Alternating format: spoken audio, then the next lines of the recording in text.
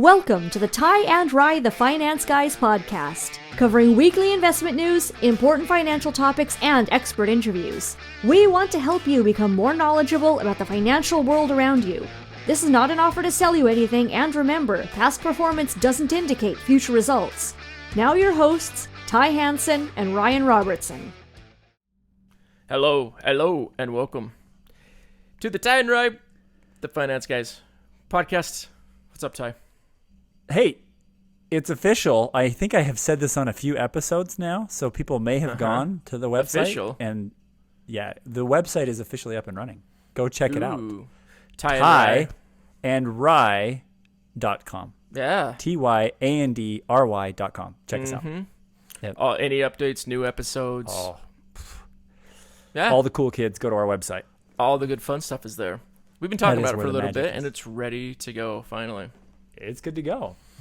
Yeah, and today we're going to dive into, I think, a lot of people's favorite subject. Seems like a lot of people like to talk about real estate. Yep. Especially now. It's so crazy right now. Real estate. And we got a couple of different avenues we want to go down talking about real estate. Right. A couple of different twists we want to put on it, including talk a little bit about the current market too. That'll come a little bit later. Absolutely. But we always want to talk about it in an investment form because as advisors, you and I, we're both advisors. Sometimes. Some of the times. Depends on the day. It's our day job. Yeah. At night, Ty is you're a really, jazz You're musician. really a musician. Yep. Ty You're can a really play musician. the saxophone. You're a musician that moonlights as an advisor. Yeah, that's right. Yeah. That's a better way to put it. That is a better way to put it. Yeah. But as advisors, we like to talk about We do. asset classes and how to We utilize do. those. Yeah. And I think that we put a twist on it that may not be common. Oh yeah, we're a little abnormal the way we do it, and it's pretty cool. Mm-hmm.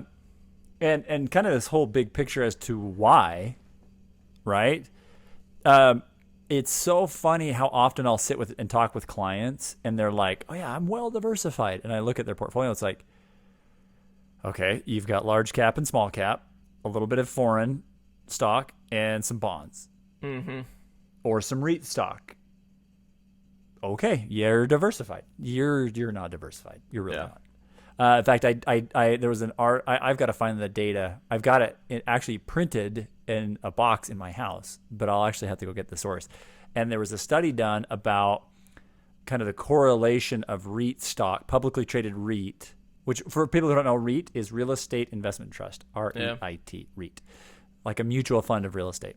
And a publicly traded REIT is more related to a common stock than it is owning real estate. It really is. Yeah. So. I mean, anytime you get on those public markets, there's just an influence that occurs. Yep. You just can't Market avoid. trends, exactly. Global macro things affect it. So, but the whole point of why true blue real estate is, it's this concept of umbrellas and sunscreen. Right? Okay. Because then you don't care what the weather is because you're selling something. Yeah. Right? Oh. So we don't care what's happening in the market if we've got the right what did you say? Assets? Different assets, right? Asset classes. Classes. You have the right asset classes. You're in good shape. And the interesting thing about real estate and or stocks is depending on who you talk to, either an advisor doesn't have very much exposure to real estate, so they're like, nah, you should just do more stocks and bonds because that's their vested interest. Real estate related stocks. Yeah, or you talk to somebody who is a real estate agent or a broker, or they're in some sort of a big, huge, we call them a syndication, right? A syndication's a huge real estate deal. And they will tell you why real estate's the greatest thing since sliced bread. Guess what?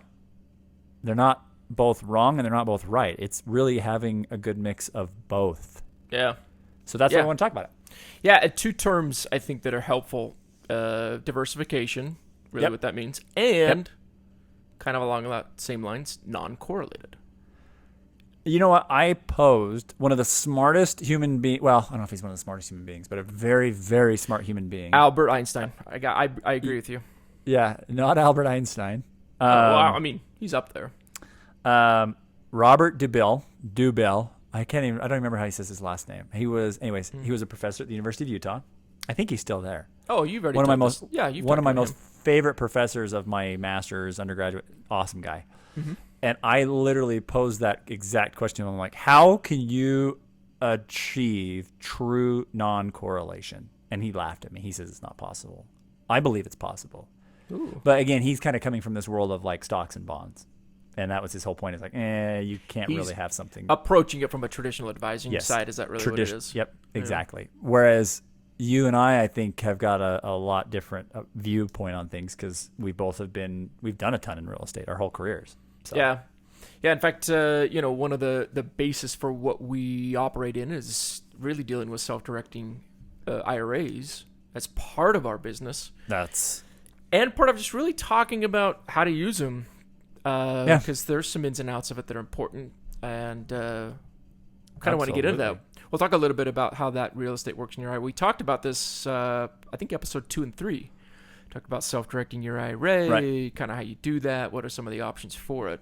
Right. So we're going to throw out a couple of terms that I think are helpful in using your IRA, because especially even today, there's still people that may not truly understand. You can use a retirement account to buy real estate.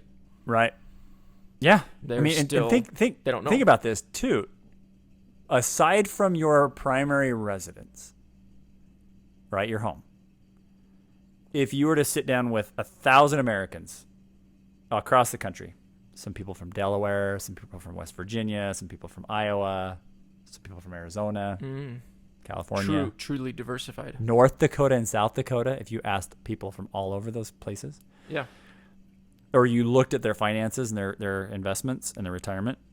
If you take out their primary residence, the next biggest chunk of change they have is their retirement. Right. 401k or IRA. Mm-hmm. And I would say that, probably less than 10 or 5, maybe even 5%, less than 5%. I don't know what that number is, so don't quote me on it. Have used those IRA 401k retirement dollars for real estate. Yeah. People just don't realize they can do it.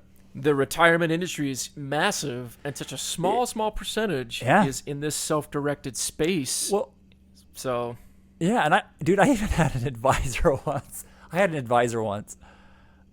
Tell the client, because the client was moving money to us, that other advisor wasn't too happy about it. And so he was throwing everything he could out to try and get the client not to, move her money. Yeah. I'm like, God, whatever. I don't care. Keep your money there. That's whatever you want to do. And he told the client that it was illegal to buy real estate. You can't buy real estate in your 401k. It's illegal. Perfect. Illegal. Like, he tried to make her think she was going to go to prison for doing this.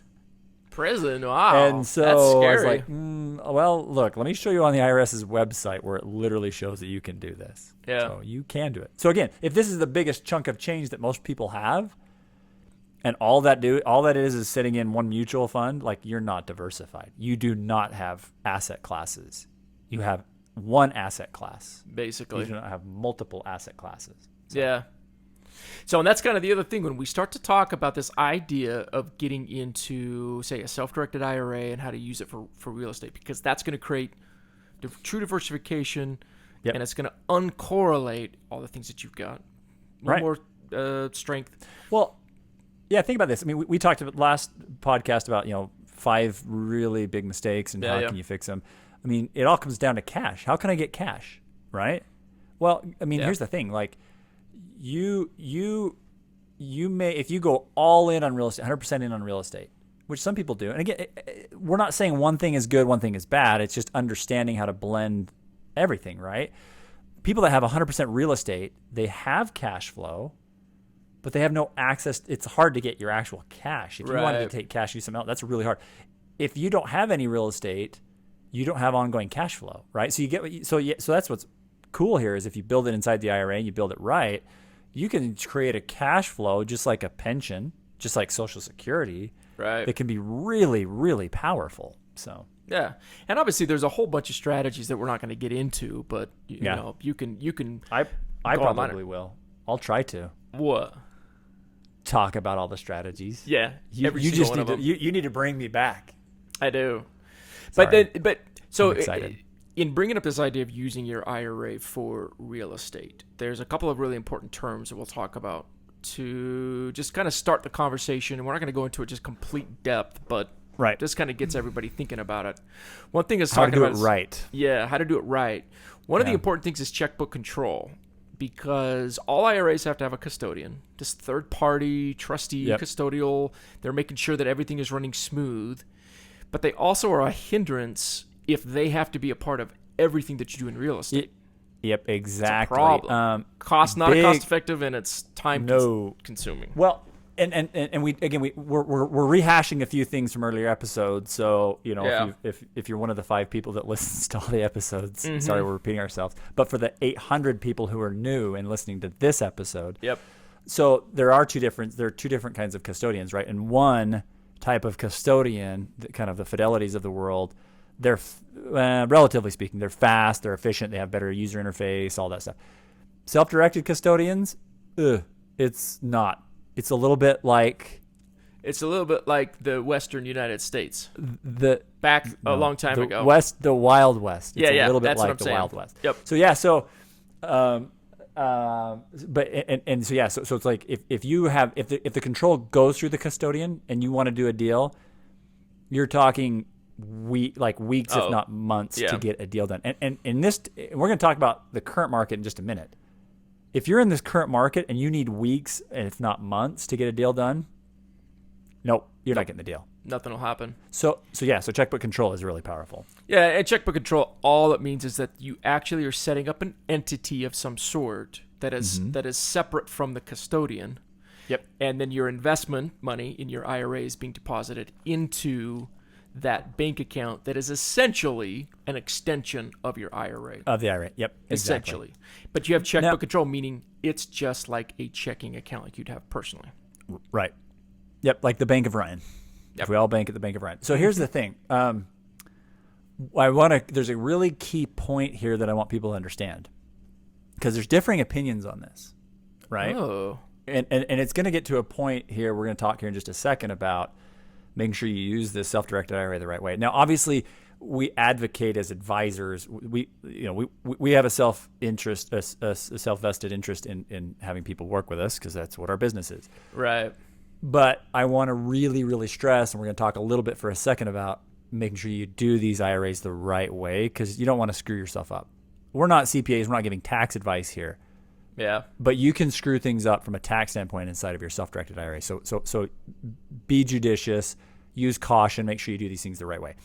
One thing I will say, and so this is this differing opinion, is some of these custodians say you have to. Again, in fact, I've even had clients say, this custodian said I have to do it this way, or the IRS is going to get mad at me. It's like, no, you don't have to have a custodian be the trustee. They don't have to. They do not have to be the custodian, or the trustee. They don't have to be the one signing off on everything. Sometimes they want to be, because that helps alleviate some of the risks of you making a mistake. Right. Okay, so that's a huge difference here. When we're talking checkbook control, we're of the mindset that we're going to put a little bit more power, or advocate for a little bit more power in your hand, because A, it's way less expensive, B, way more efficient, and C, you're the one that's manning the ship. And that's what this checkbook control is it literally is putting that control into your hands. But I want to make that point really, really, really clear, that you can make more mistakes if you do it this way. Yeah, you're given more freedom. Yep. But you are given that freedom that you may harm yourself. Yep.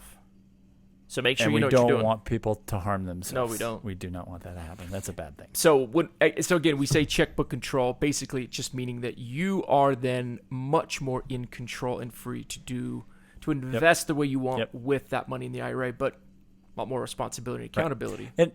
And again, to that point too, because we're talking pros and cons here, if you don't have checkbook control and you want to do a deal, that's a transaction when you put money into the account, when you transfer from another area. Yeah. It's a transaction when you want to put an earnest money deposit down on a real estate deal. It's a transaction when you wire money from into escrow to close. It's a transaction when you want to pay the insurance company. Every time you're doing a transaction, most companies you're paying about $50 to $100 to do that every time. Yeah. Checkbook control, And if I'm gonna advertise for ourselves here, if you're doing a checkbook control with us, most likely because there's a way we can structure these, so there's not a single fee for that transaction. So you do them for free, right? But even if you're not with us, if you're with some other custodian and you have checkbook control, they may charge you a one-time fee to move it from your IRA into the actual entity's checking account. But the nice point is if you've moved it once, then there's no more fees because now you're at your banking level, right? You're not at the custodial level where money's flowing out. You're at the checking account level, right? Yeah. So checkbook control is really good. Saves you a ton of money. Yeah, and there's a couple of things that we can throw into that as far as what would get you in trouble, and there's just a couple of ideas that you really need to understand, and these two ideas sort of go out and cover many things with it. Yep. Biggest one is commingling, and we're talking about you cannot commingle personal money, right? Personal assets, personal credit, with the money that is in the retirement account. They cannot mix. Call it an arm's length transaction. You can't get an immediate benefit from the IRA. Those kind of things. Yep, and it's and not only is it the IRS defines it as any kind of a linear relationship can't commingle. Yeah, that's the other part. Yep, that's parents, spouse, children. Yeah. So your brother, you could go in on a deal with your brother. Do you have a brother? You've got a brother, don't you? Yep, I got two. What's his name? What's Eric, one of your brother's names? Eric and Greg. We'll say Greg. So Ryan, Eric, and Greg go in on a deal together. Yeah. Ryan could buy the property with his IRA or solo 401k. Eric can put his personal money in there from his checking account, and Greg can put money in from his business. Mm-hmm. That's fine. But Ryan and Jenny. What's your boy's name? I wasn't going to say Jenny. I was going to say one of Joey. your boys. Joey. Ryan and Joey is Ryan's son. They cannot do that. Joey cannot put personal money in there, and Ryan put 401k monies in there. Can't do that. Yeah, correct. Yeah, because I don't have any use for my son's $50. It just doesn't work. Yeah, he's kind of like a dead weight anyway, so don't put him in that deal with you. So. Yeah, so that idea of commingling and then prohibited persons is kind of what we're talking about. Yep. And there's going to be other provisions like sweat equity is kind of one. You can't do the work on a rehab yourself. You have to pay somebody else to do it. Yep. Kind of. And there's also this idea of UBIT. Unintended business income tax, UBIT. UBIT. That is where you really weren't trying to be a business, but you're a business. The IRS looks and says, no, you're running a business. 40% tax. Oof. That's it. Nope. Again, 40%. That's kind of a big deal. I'm not going to get into all the details on this because this is kind of there's a lot to unpack here, and we really want to stay focused on real estate. If you're flipping 15, 20 properties a year inside your IRA, you might get hit with UBIT. Yeah. Because you're running a business, this isn't just investing. Right. It's not a passive investment account. Not passive investing. Yep. So again, there's these things you need to be cautious of. So. Right. So, and that's also why it would be really important to make sure that you most likely have somebody that you may be able to call upon. Yep. An investment advisor per se, who understands these things, and ask them those questions every time you're ready to do a deal. What do you think? Is this structured correctly? Because it's very hard to unwind real estate deals, which is the reason why you want to start off on the right foot. Hard to unwind those sometimes if you get trapped into one that doesn't work. The other thing too, you bring up a really, really good point. It's good. not here on our little list we want to talk through, but it's a great point I want to bring up is, and this is a pitfall because this whole thing's about real estate, right? How can we make more money with real estate and diversify? Mm-hmm. It can be a real pitfall in the IRA, solo 401k to have real estate for liquidity. Yeah. And what I mean by that is, right. So once you're over 72, right, you need to take required minimum distributions. If you don't have liquid cash or rent revenues coming off that property, you can't really take an RMD, and that's a lot of penalties you have to pay. Yeah, it's a problem. That's a huge penalty. So be careful. Or if you take a huge chunk of money and invest it into real estate in your IRA, and then all of a sudden you need to put another $20,000 in to fix the roof, you can't just take $20,000 out of your checking account and put it in there because there's restrictions for new monies. Yeah. So you and the nice thing is most of the people you and I work with, it's easy to work through that, right? Just don't put all your money in there, and if we've got other assets, we just need to know that might have to roll in, right? So again, that's the whole point with this is liquidity becomes even more strategic in how we build these things. Yeah. So you talk about that 72, RMD. That also goes for inherited IRAs. If you've inherited an IRA from your parents, same thing. You've got to take money out. So just keep those in mind. Yeah. Again, having somebody working with you would be helpful. Well, the cool thing about this too is, and I'm not trying to we are kind of self-grandizing here. We're not trying to make ourselves look really cool.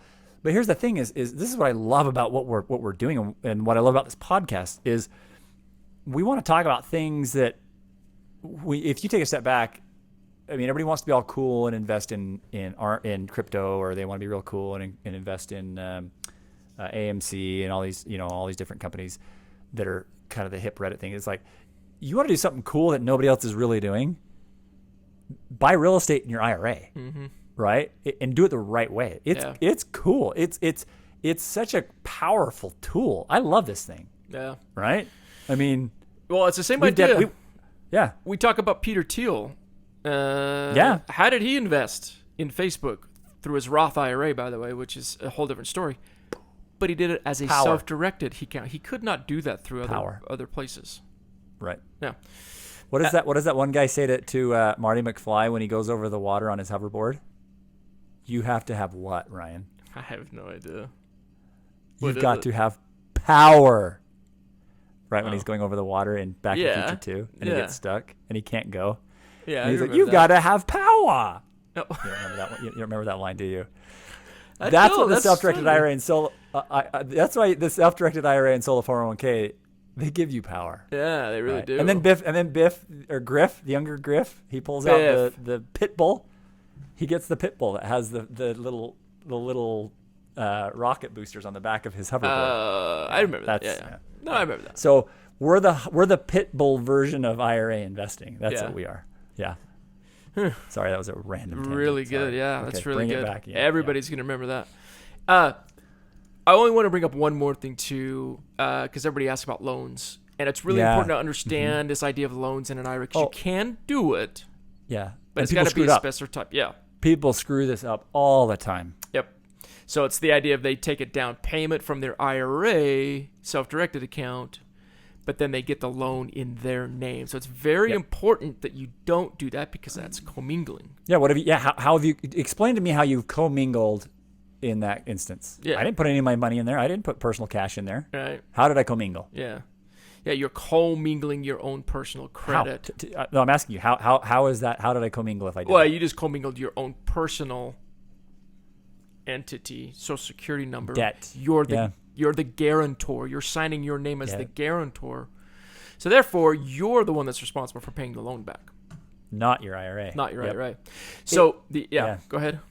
No. So it's almost like when you're in the self-directed world buying real estate, you need to think of your 401k, your IRA, as a completely different person, even though you own it. I know it sounds silly, from you. And nothing that is related to you, the individual, Ryan Robertson, the individual, Joseph or Josh? Joseph Robertson, the individual. Nope, not Josh. Joseph. Different prophet. Steve. They cannot do the deal with Ryan Robertson 401k. Two separate people. Got to keep them separate. Mm-hmm. So the name is non-recourse loan. Yep, non-recourse. And do you just think of it in terms of a mortgage you get on your home is fully recourse, meaning the bank can go after anything and everything related to you to get paid back?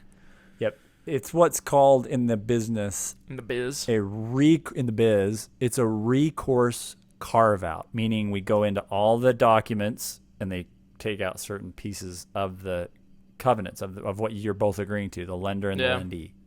And that carve-out says all we can go after is the asset, and if sometimes banks will require you have a reserve in the IRA account. Those are the only things they can go after. Yeah. That's it. Nothing else. So, you can find non-recourse lenders, but you can imagine the terms and conditions are going to be different, maybe harder to match potentially, but they'll work if you've got the right kind of deal.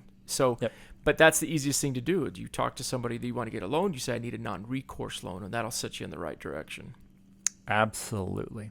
And that's cool. I mean, think about that. I mean, obviously, we don't want to dive into this because I want to get this last part about talking about the current markets. But, so, I mean, I don't want to talk about the pros and cons of the strategy. But, again, this idea of leveraging your money.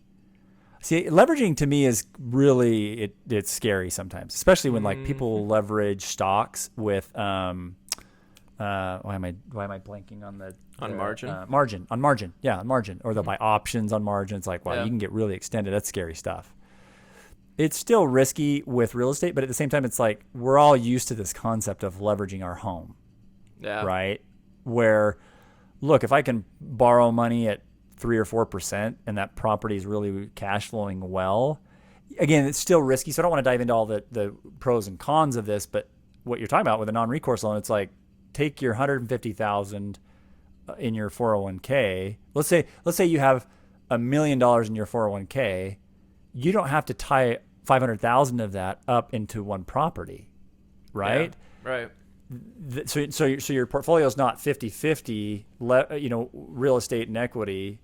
You could maybe say take 250,000. So you're only taking 25% of your nest egg. Go over here, get a loan on a property for another 25,000 or 250,000. Right. So you've leveraged up, and a property with a 50% loan to value is actually in pretty good shape. That's pretty low risk if it's cash flowing well. Anyways, you get my point, right? So this whole idea of non-recourse, it's cool how you can leverage up and use other people's monies to help improve your returns in your overall portfolio. Yeah. So. Well, since you were so excited about getting to the new market, I'm so excited. Yep. Let's go there. Current market conditions. Crazy. Let's just say we haven't seen this since 2005. What? 5, 6, 7, 5, 6, 7. Yep. Different conditions though, but man, some of these increases year over year are insane. So I still do a lot with real estate, right? I actually still do some lending. I still have a lot of connections with a lot of real estate agents. I mean, I see deals all the time, right? And there are people, I kid you not, that will make offers, and there will be 30 or 40 people in line with offers on that property, right? So sure. you literally, it's like, so 45 people, and so it's like, and then the price, and then like the deal ends up going for 60,000 above price. Oh, I mean, they're not even waiting longer than they're accepting offers same day. Yeah. Like people are coming in and saying I'll don't even have to worry about cleaning it. You don't have to do it as we'll do it without an inspection. Right. I don't think that I mean, even back in 2005. Do you want to leave your dirty, smelly dog in the house? I'll take the dog. I'll take over the dog. It is insane. And, there's a couple of problems here. Obviously, we talked about this earlier with inflation, just privately we were talking about that. Yeah. This supply problem, right? Because my wife works a lot with a builder down here in southern Utah. And just getting things in, tile, sinks, wood, plywood, wafer board, all of those things are just taking so long. It's constricting the ability to build homes. And then you start to throw on top of that things like foreclosure moratoriums. Right? That's Banks huge. can't even foreclose on homes. We're just tightening the supply of homes. Yeah. And it's just thrown this frenzy into it over the last year and some. Oh, it's so crazy. It's out of sorts. Oh, no, totally. And I love it. You've got a question here. I don't want to get too far ahead, but is this a bubble, right? Is this 2008 all over again? Yeah. And let's talk about that in a second, but it's like, you're right. Like we're in a really kind of precarious position with real estate markets, right? Now, I want to take a step back before we talk about it being a bubble or not, and really kind of say, look, like any other investment we talk about, the timing of the investment, if you're trying to time an investment, you've got to ask yourself, is it FOMO, right? Is there something you're trying to time because you just go back to the miniseries? Yep. Go back to the miniseries. Is it FOMO? Because I don't care, and I've said this to hundreds, if not thousands of people. I don't care what interest rates are. I don't care what property values are. I don't care if the market's going up or down. I don't care if it's going to pop. If it makes sense in the portfolio, it makes sense. Yeah. Right? Now, is it harder to find deals today that make sense versus after the market crashed in '08? Absolutely. It's way harder. I would say that in 2010, 11, 12, I would see if 10, 15 deals, because a lot of people bring deals like clients, hey, should I do this deal? Or real estate agents, hey, Ty, do you want to buy in on this deal? Yeah, I probably see 10, 15 deals a week. I would say that 6 or 7 of those deals looked pretty good in 2010, 11, 12, 13, 14, 15. Yeah. Today, maybe 1 in 20 looks okay. So that doesn't mean you shouldn't buy it. You can still get deals today. You can still flip properties. In fact, I've got one of our clients we'll have on the podcast here soon. Over the last 6 months, he flipped a property he bought it for like roughly $290, and he's selling it for $650. Yeah. Inside of his IRA. Right. Pretty crazy. So, but again, the concept of investing long-term in real estate is very powerful. And so maybe you hold off for the next 6 months to a year, and maybe some property values come down and you buy a little bit less expensive. Or maybe you don't. My point is like, let's talk about the bubble here in just a second. But my point is putting real estate into your portfolio is a long-term commitment. It's not something that we're trying to get in and out of. Should be, yeah. So, should be a long-term commitment, because the Absolutely. IRA, just in the restrictions of it, just make it better fit for something you're going to have long-term. Yep. Long-term rental. Exactly. Maybe you're buying land that you're going to hold on for a while. Maybe it's commercial property, something like that. Exactly. Mm-hmm. Absolutely. So tell us, everybody wants to know, Ty, is this a bubble? Is this a bubble? Tell me right now. I want to know if it's a bubble. Yes or no? My opinion, No. it is not a bubble. Ooh. And my opinion is, do I think that values will have a potential? I guess, if losing any percentage of value is the bubble, then yeah, I guess it is a bubble. So I think it could yes, the markets could technically drop, and I think we will see either slow down in appreciation and or the supply demand issue. Maybe it drops. Maybe home prices drop 5 or 10% in value. I don't think when I think bubble, I think 2008. Yeah, right? For sure. Like where all of a sudden you lose 30, 40, 50% overnight. Yeah. No, it's not. That's not what it is. Yeah. Right. What I honestly truly think is going to happen is that the supply restriction, because that's part of the problem, that's already starting to slowly work its way back where it's okay. Yep. New contracts down in June. Yep. That's going to change. The supply issues are going to go away, so that's going to help it not be so crazy.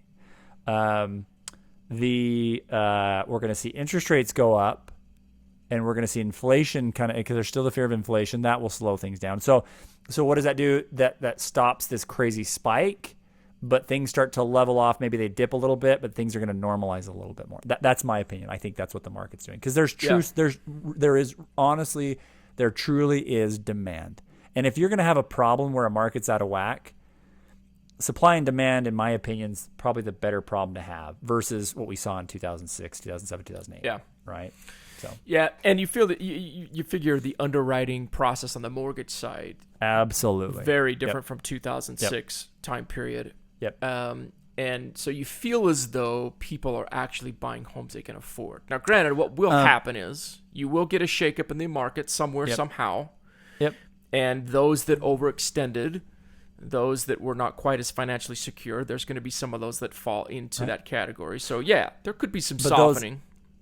But those that are sitting on $500,000 $1 in their IRA, and they build a self-directed IRA over the next 3 years, they may pick properties up at a discount. Yeah. Now, one thing that we shouldn't just kind of poo-poo here is we should or shouldn't? Should not. Okay. Like, because I'm being a little bit cavalier in saying I don't think there's a bubble. I would say that if I have any fear, it's the fear for real estate is in that the rental moratorium and the mortgage moratorium, right? Where technically the rental moratorium, where people that are renting can't be kicked out because of COVID, right? That just barely ended. But even then, we're already seeing that it's changed. The moratorium's already changed, where if it's because of the Delta variant. Yeah. If you're in an area that's deemed higher, what do Higher they call risk. it? Higher surge areas. Yeah, surge. The moratorium is still in effect. And so there's that. And then you've got the mortgage moratorium, which is scheduled to end in 2 months. That's kind of iffy. And that's basically where it's like, okay, people who own investment properties, they've been able to skip mortgage payments and kick those. Not that they're just not paying those, they're going to the back end of the loan term. Yeah. Right. So your loan gets kicked. So that may have a bigger impact. Now, one thing I will say though, is I did see some data the other day, and it was comparing 2008 foreclosure projections to these foreclosure projections. And we're not even I think we're like 6% of the number of people that have gone into forbearance, right? Yeah. They're not paying their mortgages, like 6% of what it was in 2008. Yeah. And that's where I think, we're fine. Worst case not scenario. systemic. Yeah. Worst case scenario, we're probably looking at that 5 to 10% softening. Maybe. And depending on the area too. I mean, where I live, where you live, that's prices really shot up. Possible. Right. Other areas may not experience that. But yeah, I tend to agree. I don't think that the bubble, it feels like the fundamentals underneath it are much stabler than what we saw back, 20 years ago. 15 years absolutely. Ago. Absolutely. So and again, this kind of we're coming full circle. We're just in our discussion right now, we're talking, you're seeing that there's pros and cons with real estate, right? Right. Yeah, there's pros and cons with crypto. There's pros and cons with stock. There's pros and cons with everything. The point is, as you start to mend all these pieces together the right way, some pros will offset other cons and vice versa, right? Yeah. So again, if you can, I would 1,000% tell you, without any reservations, a client could still pick up a property today, and it would be an extremely awesome value add to their overall retirement portfolio. Yep. Without a doubt. If they've got that long range goal to it. Yeah, and that's my point. And the point is, and this is again a selfish plug for the two of us, it's understanding if it is the right time to put it in, or if it is the right property to put in, right? Mm-hmm. And I mean, the reason I'm fine in saying that. The reason I'm so adamant in saying that is I looked over like a property projection. We call it a pro forma for a client last week. I helped him kind of build this forecast out. It's a sexy project. Looks great. Yeah. And they're technically buying it above market price. Still makes sense. Still paper's great. I'm like, yeah, man, this is awesome. Let's do it. And he currently holds 0% in his overall portfolio in any kind of real estate. And when this is done, he'll have about 20% of his portfolio. I'm like, dude, that's awesome. Yeah. It's really good. Yeah, awesome. Great movement. Yeah. And he's doing that here in he'll close escrow probably August or September in 2021 when everybody's like, the real estate market's crazy. No, he's fine. Yeah. So that's for everybody. Think about that. Look at real estate. Set up a self-directed IRA. Find someone who can help you. Yep. Somebody. And look to really diversify and uncorrelate your portfolio. Yes. Right. That's the best way to do it. That's right. Well, not one size fits all. Nope. It's always been true. Right. It's always been true. The real estate is the double XL of the real estate portfolio. Whereas crypto is the women's small in the portfolio. That's right. So well, awesome. I think that's it. I don't have anything else to say. You? I think we're good. I think we're really good. Oh. Real estate. Way to go, Ty. Yeah. Hey, Market Mini coming up again. I hope everybody sees those. Little 5-minute blip. Try to do it every week. Ty's been on his own for the last little bit. I've been MIA on those. He's been doing a great job on them. We need you back on there though, because I'm kind of boring and everybody's just like, okay, true. Bring the sizzle. Sizzle. You're the sizzle, buddy. Listen to those. tyandry.com. That's still up. That's up and going now, so you can see all the podcasts on there. Yep. And subscribe wherever you get your podcasts. Sound good? Oh, awesome. Couldn't have said it better myself. Thanks for your time, Ty. We'll see everybody next week. See ya. Hey, thanks for listening to the Ty and Rye, the Finance Guys podcast today. If you like what you heard, go ahead and hit subscribe. That way you won't miss any future episodes. Also, follow us on Instagram, Twitter, Facebook, Ty and Rye Podcast. Also, check us out at myprosperteam.com. Thanks. We will see you next week.